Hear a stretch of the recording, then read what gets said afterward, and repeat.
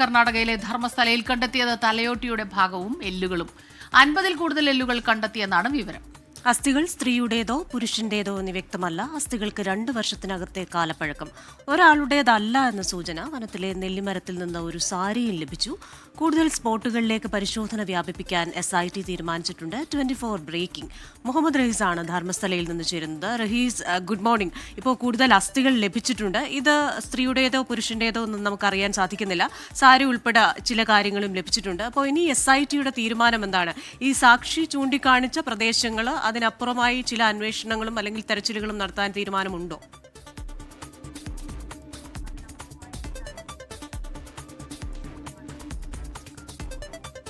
Morning Smitha, Christina.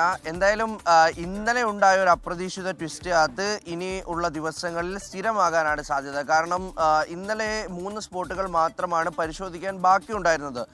11, 12, 13 സ്പോട്ടുകൾ പരിശോധിക്കും എന്ന് പ്രതീക്ഷിച്ചിടത്ത് വനത്തിനുള്ളിലേക്ക് കയറി മറ്റൊരിടത്തേക്കാണ് പോലീസ് പോയത്. ഈ SIT സംഘം ഒന്നാകെ ഫോറൻസിക് വിദഗ്ധരും വനം വകുപ്പ് ഉദ്യോഗസ്ഥരും ഒക്കെ ചേർന്ന് അങ്ങോട്ട് പോകുമ്പോഴേക്കും അവിടെ നിന്നാണ് ഇത്തരത്തിൽ വലിയ കുഴിയൊന്നും എടുക്കാതെ ഈ അസ്ഥികളും ഈ മൃതദേഹവും ഒക്കെ ലഭിച്ചത് എന്നുള്ള വിവരമാണ് ലഭിക്കുന്നത്. അപ്പോൾ അങ്ങനെയെങ്കിൽ ഈ സാക്ഷി നേരത്തെ തന്നെ ഈ സ്ഥലം പരിശോധിക്കണമെന്ന് ആവശ്യപ്പെട്ടതാണ്. അപ്പോൾ അതിനുശേഷം ഞായറാഴ്ച ചേർന്നൊരു യോഗത്തിൽ ആണ് ഈ സ്ഥലം കൂടി പരിശോധിക്കാൻ തീരുമാനമായത്. അപ്പോൾ സാക്ഷി ഇനിയും പല സ്പോട്ടുകളും ഇതിനുള്ളിൽ കാണിക്കുന്നുണ്ട്. അപ്പോൾ ഈ 13 സ്പോട്ടുകൾ എന്ന ഒരു കണ്ടക്സ്റ്റ് മാറുകയാണ്. അതിനപ്പുറത്തേക്ക് കൂടുതൽ സ്പോട്ടുകളിലേക്ക് പരിശോധന നടക്കും. ഇന്നലെ കണ്ടെത്തിയ അസ്ഥികളിൽ 50-ൽ കൂടുതൽ അസ്ഥികൾ ഉണ്ടായിരുന്നു എന്നുള്ള വിവരം സ്ഥിരീകരിച്ച് തന്നെ പറയാൻ കഴിയും. അത് ഇന്നലെ അവിടെ ഉണ്ടായിരുന്ന ഒരാൾ തന്നെ നമുക്ക് വിവരം നൽകിയിട്ടുണ്ട്. 50-ൽ കൂടുതൽ അസ്ഥികൾ അവിടെ ഉണ്ടായിരുന്നു. ഒരുപാട് അസ്ഥികൾ ഉണ്ടായിരുന്നു. അതിൻ്റെയൊക്കെ പരിശോധന അല്ലെങ്കിൽ അതിൻ്റെ മഹസർ തയ്യാറാക്കുന്നതൊക്കെ നീണ്ടതുകൊണ്ടാണ് ഇന്നലെ ഉദ്യോഗസ്ഥർ ഭക്ഷണം കഴിക്കാൻ പോലും പുറത്തേക്ക് ഇറങ്ങാതിരുന്നത്.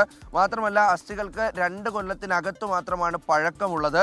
അത് ഒരു അസ്ഥി, അതായത് ഒരു ഏതാണ്ട് ഒരു മുഴുവൻ അസ്ഥിഭാഗം ലഭിക്കുന്ന തരത്തിൽ കുറച്ച് ഇത് ലഭിച്ചിട്ടുണ്ട്. അത് 2 വർഷത്തിനകത്ത് മാത്രം പഴക്കമുള്ളതാണ്.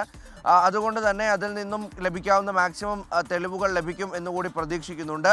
അങ്ങനെ ഈ പറയുന്ന ഒരു സാരി ലഭിച്ചിട്ടുണ്ട്. അതൊരു നെല്ലിമരത്തിൽ നിന്നാണ് ആ സാരി ലഭിച്ചിട്ടുള്ളത്.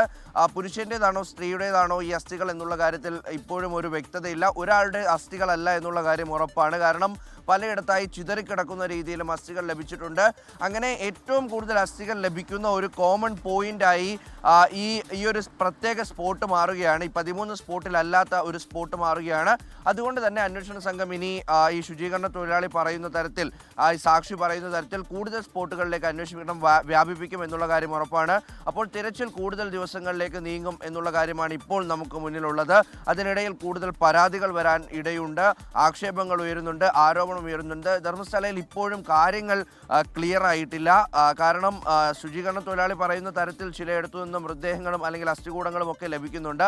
പക്ഷേ അത് കൂടുതൽ സ്പോട്ടുകളിലേക്ക് വ്യാപിക്കുകയാണെങ്കിൽ അതിൻ്റെ ഗൗരവം വീണ്ടും ഏറുകയാണ്. ക്രിസ്റ്റീന, ശരി. ധർമ്മസ്ഥലയിലെ മണ്ണൊളിപ്പിച്ച രഹസ്യങ്ങളുടെ ചുരുളഴിക്കാൻ ശ്രമത്തിലാണ് SIT സംഘം. വിവരങ്ങൾ നൽകിയത് മുഹമ്മദ് റഹീസാണ്.